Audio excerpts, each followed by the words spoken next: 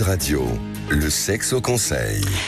Michel Odoul, on va parler de santé sexuelle. C'est une notion qui a été reconnue par l'OMS en 1998, je crois. Donc ça fait déjà presque 30 ans. En même temps, ils ont mis un peu de temps quand même. Oui, ils ont mis beaucoup de temps, mais enfin, c'est quand même pas mal, parce que Oui. la santé sexuelle... bon, mais de quoi on parle quand on parle de santé sexuelle? En fait, ça signifie qu'on reconnaît enfin que non seulement la sexualité est excellente pour notre santé, mais qu'en plus, ne pas avoir la sexualité dont on a besoin, c'est néfaste pour notre équilibre. La fameuse homéostasie, je n'arrive jamais à dire ce mot, il va falloir que je l'écrive et que je l'apprenne.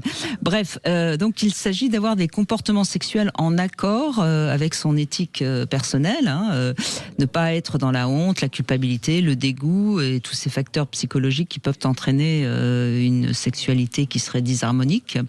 Être en paix aussi vis-à-vis des troubles organiques, des maladies sexuelles. C'est vrai que toutes les IST, par exemple, peuvent avoir des répercussions psychiques sur notre santé.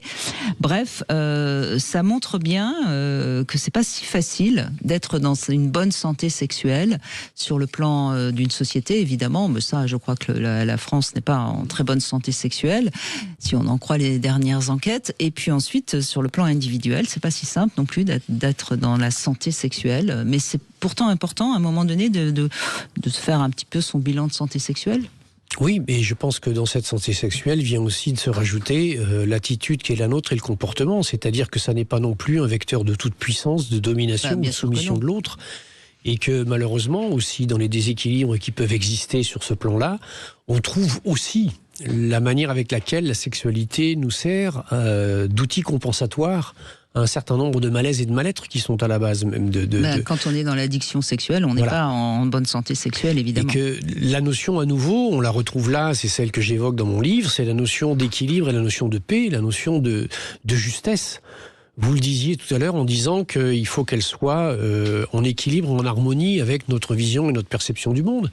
Et bien évidemment qu'on n'est pas dans, malheureusement, ce que certaines visions de cette sexualité ont pu montrer à travers les performances ou les choses que l'on montrait comme étant des choses qu'il fallait atteindre, ce vers quoi il fallait être et ce qui devait faire rêver. On n'est pas dans la performance, on n'est pas dans la répression et on n'est pas dans l'hyper-expression ou l'exacerbation de cela.